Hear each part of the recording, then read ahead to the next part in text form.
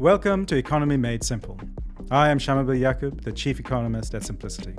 There's a lot going on in the world right now, and I'm here to make sense of it.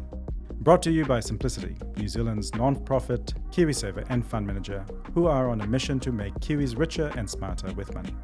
Hello, and welcome to Economy Made Simple. Today, I have a very special guest, Geoff Cooper, who is the CEO of Infrastructure Commission. And also, Geoff's been a friend of mine for nearly 20 years. Today, we're going to talk about infrastructure. Why do we have a deficit? What can we do about it? I also want to pick up on Geoff's career journey because he has a really interesting, meandering path through lots of different things. So, Geoff, welcome. Hey, Shaz. Do you want to give us just a little bit explainer on what you do? Yeah, I am the CEO of the New Zealand Infrastructure Commission. We were set up in 2019, and our number one goal really is to provide a forward-looking, generational view of what New Zealand needs when it comes to infrastructure and what our priorities are. Cool. So we are starting from a position of deficit, that when it comes to our infrastructure, we don't quite have enough of the right amount, the right quality in the right place. Why are we in this position? How do we get here? Yeah, I think this is a really interesting question, and it's one that we've poked at a lot just recently because you hear these narratives of not having enough infrastructure. You look at, Wellington's water networks, you look at the congestion in Auckland and so on, and then you look forward and you think what we need to do to decarbonise or what we need to do to think about how we're going to react to changing weather patterns and so on and so forth. One of the things the Commission actually looked at here was, well, how do our funding levels and how do our stocks of infrastructure stack up against other countries? New Zealand's a very small country and we like to compare ourselves to bigger countries. So what we did was look at not just the stock, but the per capita stock. How many roads we have per capita, how many stadiums we have per capita. New Zealand is roughly the same size as Greater Sydney, right? But we are spread out over an area that is 21 times larger. So when you compare New Zealand's, say, stock of stadiums over 30,000, we have 6, Greater Sydney has 5. So some of this comes out when you start to think about per capita numbers. Now, one of the interesting things is that New Zealand's funding of infrastructure over a long period of time, actually, we have been in the top 10% of OECD countries. So increasingly, I have started to see this as a problem of how we go about delivering infrastructure and why we're not getting sort of cost-efficient delivery of infrastructure. So are you saying that, relatively speaking, we have a fair bit of kit, but problem is our geography because we're just so spread out over such a large landmass that we actually need a lot more kit than some other places? That's right. New Zealand is geographically a very challenging place to build. We don't have big neighbours on our doorsteps, so it's not like we can easily connect to them. And we have a very, geographically and geotechnically very complicated country to try and traverse, and that matters when you're talking about transmission lines. It matters when you're talking about roading infrastructure and so on. And of course, when you think about natural hazard risk, we're right up there with the top couple of countries in the OECD. And so it is also a very expensive country. So the other thing was we're not spending right. And so when you talk about we're not spending right, is it about what we're spending on, like renewals of assets versus new stuff?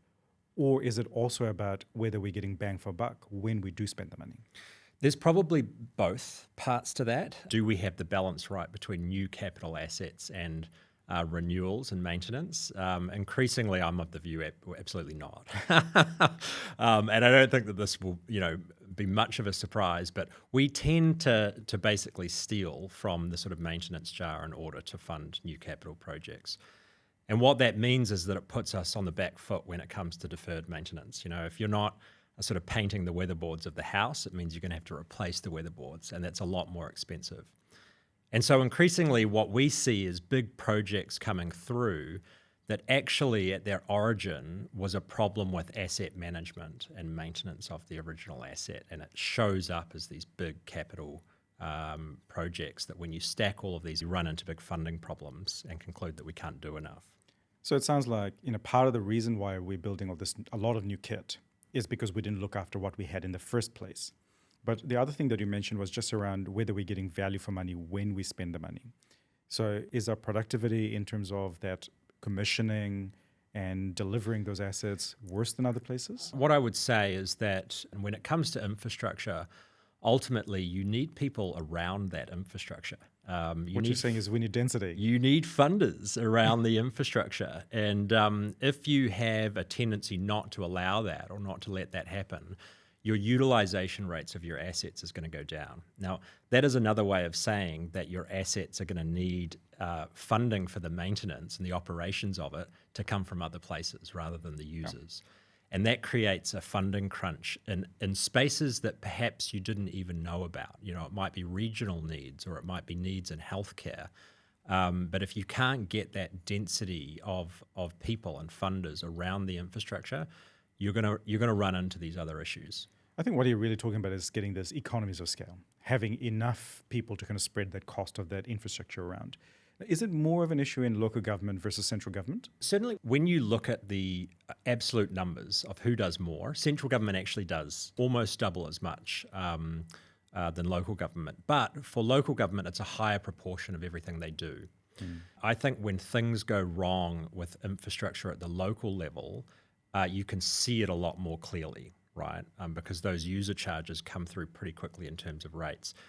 With central government, because there's a lot of other things going on, I think you can hide some of these things for a longer period of time. Infrastructure happens very slowly, so we're talking about decades here. So you see the cracks starting to appear first in local government. Central government, you sort of see them, but it's probably got a longer runway to it. So to me, it sounds like the reason why we're in this mess is because, one, there is an issue of geography in New Zealand that actually makes it difficult. We do need a lot of kit if we want to have the same standard of living and quality of infrastructure as other people. So maybe our aspirations are too high. Champagne tastes like beer budgets. But there's also an element of just not looking after the kit that we've already got. And when we do get new kit, sometimes we're not doing it as well as we should. Yeah. I think looking after the assets that we already have, this one's difficult. It's difficult for a voting public as well, because I think a lot of the time, these are not front of mind things. Like, just what does it cost to keep the assets functioning, keep them working? A depreciation rate of 4 or 5% means you're replacing your asset every like half century or so. So everything is constantly getting replaced. It's hard to like cut a ribbon on like a new paint job, right? But increasingly, this is really the challenge of infrastructure, and particularly for parts of New Zealand that are not growing very fast. I go around the country talking about these kinds of issues, and you know, a headline number is that of all the money we spend on infrastructure, about 60 cents in the dollar should be on maintenance and renewals. I was in the Hawke's Bay giving a presentation there, and somebody sort of heckled at me and said, "Geoff, it's not 60%, it's way higher." And so as you go to those parts of New Zealand that are growing slower, actually that number tends towards 100%. Those councils are really grappling with how to maintain their assets, and it's not easy, particularly if your funding looks like it's got downside risk, not upside risk. And I guess you're talking about that declining population rates, aging populations, people sometimes moving out of those provincial areas. As you know, I'm a bit infamous in Wanganui for calling it a zombie town some years ago. I timed it just perfectly right before the population of Wanganui just exploded. So we can get these projections wrong. But I think that actually speaks to uncertainty as well, which for an asset owner is the great struggle. Looking into the future, it's very hard to know if the demand is going to be there. This is one of the things that many places around the world are grappling with. And maybe it's a good segue for us to kind of transition into how do we think about, I guess, preparing ourselves to, one, deal with the deficits that we have, and second, how to kind of manage these upcoming risks that are uncertain. Because the future is unknowable, but some of those demographic risks are coming at us pretty thick and fast. I think that's right. I sort of look at Japan or South Korea and how they are, in many ways, I think, gracefully dealing with quite a significant demographic change. For every 100 grandparents alive today in South Korea, there'll be somewhere between 8 and 10 children. That's an enormous slowdown. And you think about what that means for infrastructure providers in South Korea. They are thinking about a huge change in mix of the type of services they need. So think, less roads and more healthcare, aged services.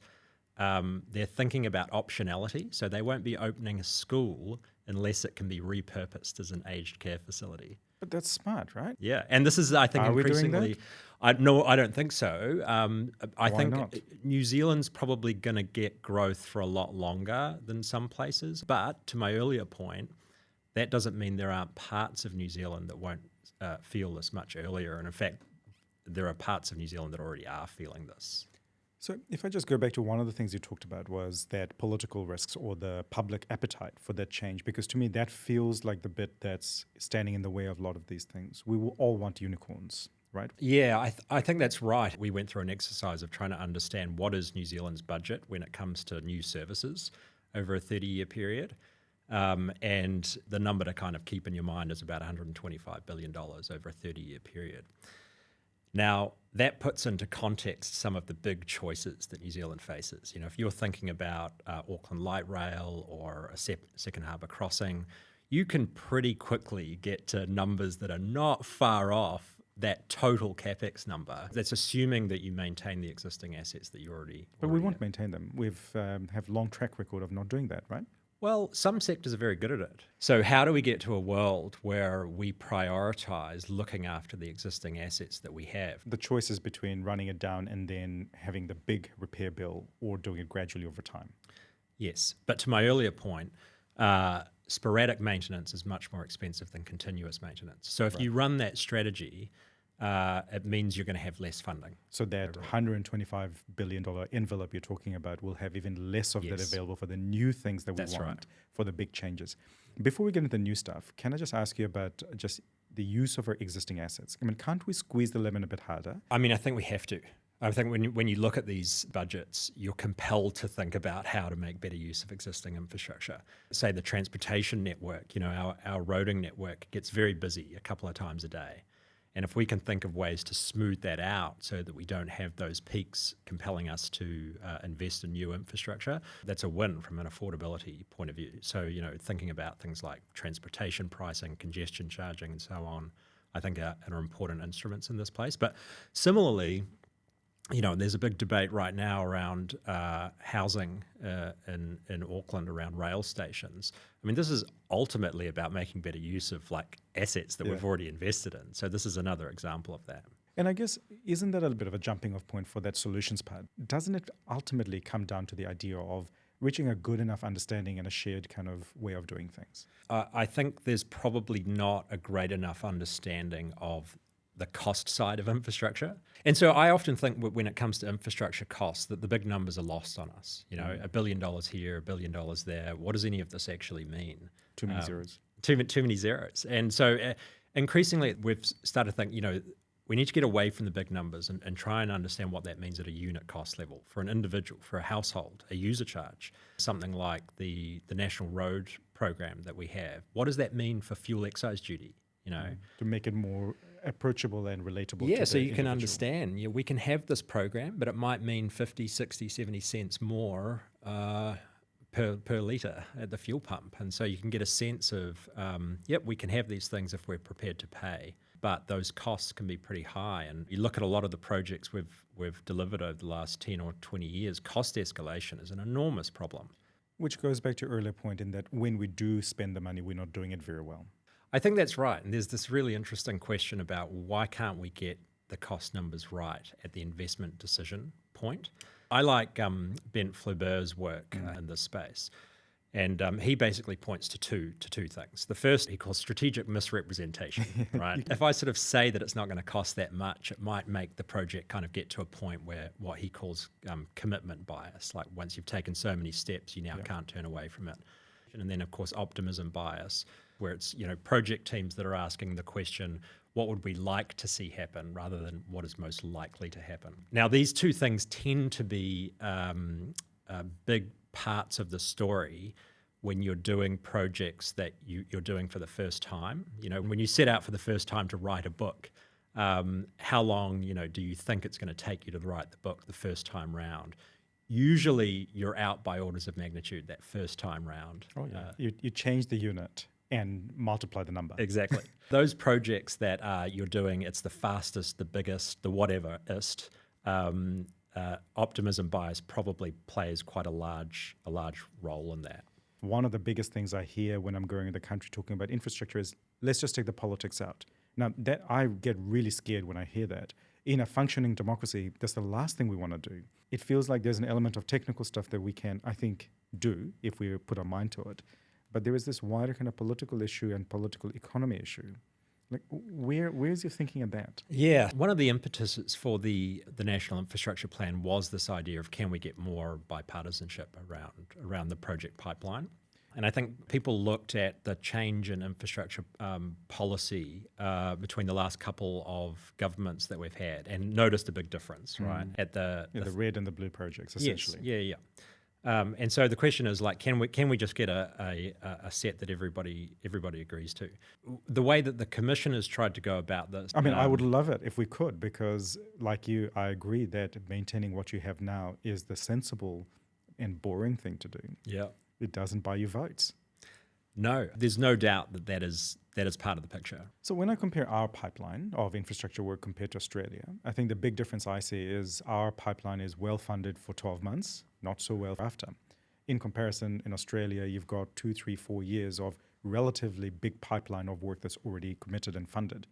Like, what's happening in other places where they're able to find a bit more of that buy-in for longer periods of time? Yeah, well, I mean, I wouldn't actually go to Australia. I would kind of just look at different sectors within New Zealand, right? And if you search by particular sectors, you see their pipelines are longer. So I'm thinking about regulated utilities, for instance. You keep going back to those, and I do. I like that because that rational value of maintenance is understood and baked in. It has to be. And the reason why it has to be is because you're generating your revenue off the asset. If you run the asset down, You're shooting yourself in the foot. you're out of business. But our politicians are not out of business because they're gone anyway. Well, that's what's different about the provision of public infrastructure, for sure. Oftentimes, we're not generating the revenue off the asset base. It's not always true. Sometimes we are. But it's indirect, isn't it? How do we kind of see the revenue that's coming from a lot of our public assets? Do they add value? Absolutely. Is it visible and direct? No, and there's no way we should be thinking about sort of a privatization approach to our healthcare, for instance, where we start generating revenue off the asset base. But there's a social value to it. I guess all I'm saying Yeah. is that it's indirect in the sense that there are indirect costs and benefits. The cost of not getting it right is sometimes seen in small cost spread over many people.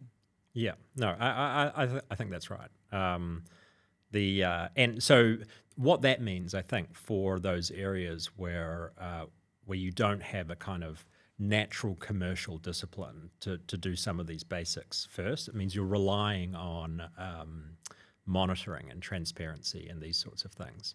I'm not disagreeing with you, but I guess all I'm saying is I see some really big challenges in a political system that's based on the idea of democracy that then wants to kind of inject this sense of rationality in that heat and light. Yeah, so let's talk about local government then. Yep. I think local government has a better record on its maintenance of its assets compared to central government over a longer period of time. And the reason that they've been able to do that is because the LGA sort of requires it of them. And so I think the model there is that you've got central government, which is creating legislation, which is creating good operating environment for local government. The question is, how do you get that same discipline going on for central government assets, where you don't have somebody writing legislation on cabinet, right? No. So these things are done through cabinet practices. This is what kind of fills the function of like the regulator for regulated utilities or the LGA for local government is a sort of a cabinet practice. At the moment, there's a lot of thought on how to make that cabinet practice more binding and more transparent. A lot of the conversation has been around politicians, and with declining participation and I guess growing division in society, how does that kind of interact with this kind of consensus building thing that we really need to do around infrastructure? Yeah, I see this most starkly between the cities and the regions. As I said earlier, I think a lot of infrastructure follows people. I mean, this is the reason why Auckland has so much infrastructure, of course. Now, when we think about infrastructure, we think about networked infrastructure. We talk in the strategy about how networks should be able to fund themselves, right? Because we're seeing instances where, particularly in roading infrastructure, where we're seeing a lot more Crown funds and grants going into transport. So the network essentially is not paying for itself, right? It's kind of has to be leaking. subsidized. So in the plan, we say, we should tighten this up because that comes at a cost of investing in things like hospitals and schools. Which is noticeable, right? Which is noticeable. Our kind of health expenditure hasn't really increased as a share of GDP. Yeah, and back to my earlier point on cost escalation, the cost escalation is highest in the transportation sector. So we're seeing a lot of that pull into that space. We leave room for cross subsidies within a network. Sure. And what we mean by this is that if you look over something like, the lines companies, transmission or roads, the parts of the network that are really well used, and if there was a commercial model, would make more sense, are the city areas, right? And so you sort of should invest more in those spaces. Yeah, you should invest more in those spaces, and that actually makes it possible to keep maintaining the fringes of the network, which are much more expensive. Essentially, what you're saying is that gives you that economies of scale to be able to kind of look after those other things. Exactly. And the cost differences between servicing can be quite terrific, and you see this across all networks, that the unit costs as you go out to those fringes get much, much higher. Which is entirely predictable. But to my earlier point, if those parts on the fringe seeing population stagnation or decline, and if the sort of renewal costs are going up because of higher natural hazards and insurance premiums are going up, arguably that cross-subsidy might get harder and harder to do. And isn't this where the politics comes in? Because the cross-subsidization essentially means that I am going to pay for something for somebody else. I know I'm kind of pressing you a bit on this, but I really do feel like this whole talk of consensus is very challenging when the very fundamental outcome of infrastructure is not everyone's going to use every part of it. That's right. They're shared services. I think that when people say we want to take the politics out, what does it look like for a shared service? How can you take the politics out when the services are in fact shared? They're extremely communist in their nature.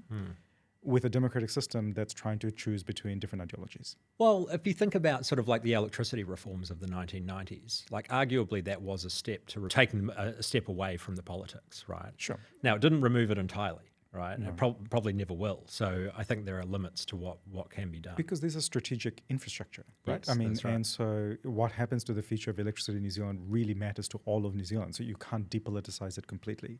There are no easy answers in terms of how we reach consensus. But if you had to give us like a top 3 kind of highlights reel of the kinds of things we can do, what would they be? Well, we've covered a few of these, right? Where are the opportunities to make better use of the existing infrastructure that we already have? Grow in the places that have low cost curves and are affordable. Bring in the technologies and try and lower the costs. I mean, ultimately, if we keep seeing the sorts of cost escalation that we've seen over the last decade in infrastructure, a couple of decades, and this is at the heart of what New Zealand's grappling with when it comes to infrastructure, is what do we do when the prices go so high that we're just not generating the value anymore? So the payoff is not there. The payoff's not there. And what it means is it's a signal that you need to go and look at the existing assets and try and get more out of them. I think as we look forward, we need to be ever cognizant of how our demographics are changing, and they are changing. And it will bite on the affordability side. When you look into the future, you notice that the parts of the population that are growing fastest are the ones that are we're paying money out to. This is the over 65s. Our working age population, I think you've said, as a proportion of the workforce, will not get any bigger from this point onwards. And so as the demographics of the system changes, so too we need to be flexible with what services we are delivering, right? It means a greater focus on services that are required by an aging population. And in many ways, it means a relatively less of a focus on the services that are demanded by younger populations and actually the working age population as well. And that has significant implications for the investment mix. You only see that if you are looking out 30, 40, 50 years. But that's important for infrastructure because assets last a lot longer than that. So I think that would be number 2. And number 3, this idea of really understanding that in large part infrastructure is about the boring, mundane task of looking after our assets. And if we can't get those basics right, jumping to mega projects is going to make the problem actually more challenging in many ways. Thanks, Geoff. I think what I took away from that is let's make infrastructure unsexy again.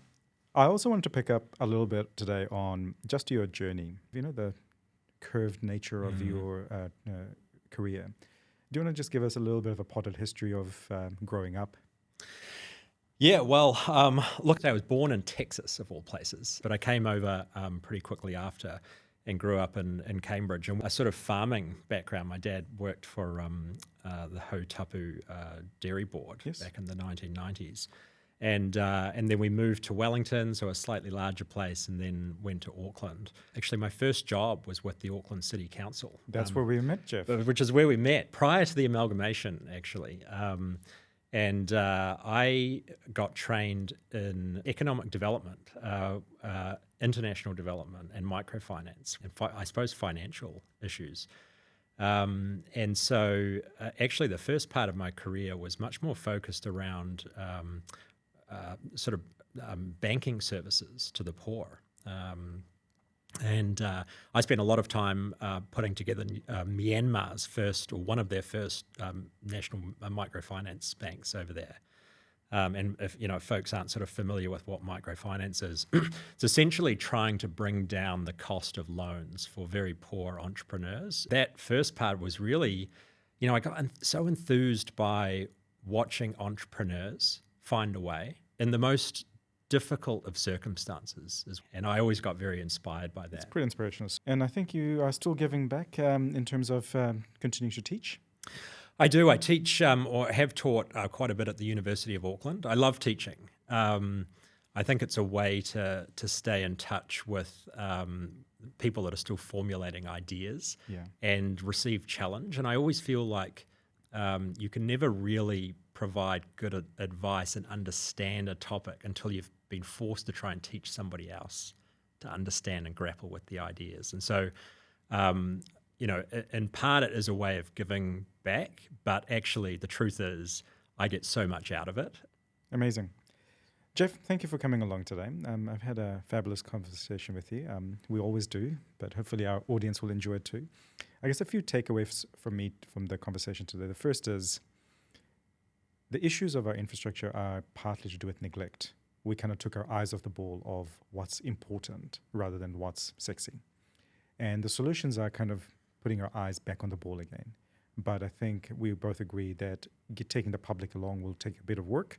It starts with transparency, but it's not enough on its own. And that's why we all need to work together closely to try and have these conversations and to push it along.